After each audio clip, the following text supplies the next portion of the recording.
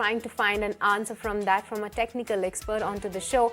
And welcome on board, Mr. Ruchit Jain of 5paisa.com. Hi, very good afternoon, Ruchit. Given the recovery in the markets from the day's lowest points, what's your view for tomorrow? Because tomorrow is the options weekly expiry. So would you continue to be onto the positive side, or with the fall today, finding out some short trades? Yeah, hi, very good afternoon, Sakshi. Very good afternoon, Harsh. Well, if you look at today's trading action, I think because of some uncertainty in the global markets, we have seen our markets to have corrected. But if you look at the market breadth was still on a positive side at the end of the day.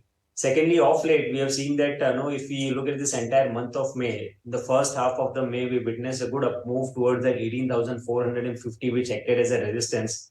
Then after some consolidation, that 18,450 hurdle was broken out last Friday. What many times happens that after a breakout, when the market moves up, we witness the pullback move towards the breakout level again, which acts as a support. So it's quite possible that this 18,450, 18,500, which was the earlier resistance for the market, would now act as a support on declines. And even if you look at the derivatives data, we have not seen any kind of short formations happening in the indices of late. Even FIs have been buying in the cash segment, and in the index future segment too, their long short ratio is around 60-61%, which I think after 3 or 4 series, we are witnessing such long build-ups by FIs in the index future segment.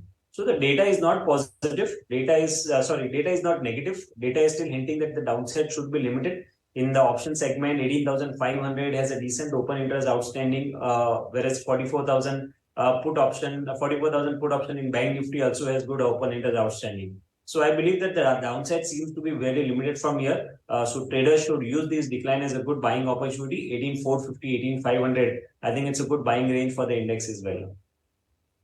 And Ruchit, what are your top picks?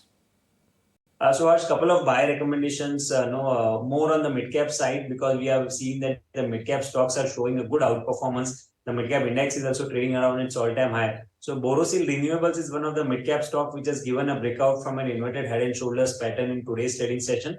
So consolidation breakout, supported by very good volumes, is a good sign. So one can go long on this mid cap stock with stop loss below 525, expecting near-term targets around 585 and beyond.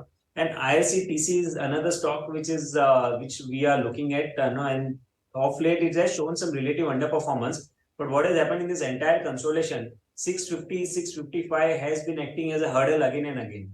Now with results behind this, I think the uncertainty is over now for the stock. And even in option segment, there is a lot of writing that has happened in 650 call option. So once we see the stock giving a breakout above 654, which is the hurdle, I think these call writers would come to cover up their positions, which should lead to a decent up move in IRCTC in this May series. So I have a buy recommendation, but it's a conditional call. Go long above 654. We are trading around, the stock is trading around 650 today. So if it crosses 650 or tomorrow, go long on IRCTC with stop loss below 638 for targets around 682. Okay, Ruchit, we'll let you go on that. Thank you so much for joining us today on ET Now and helping with your take on markets and stock-specific recommendations.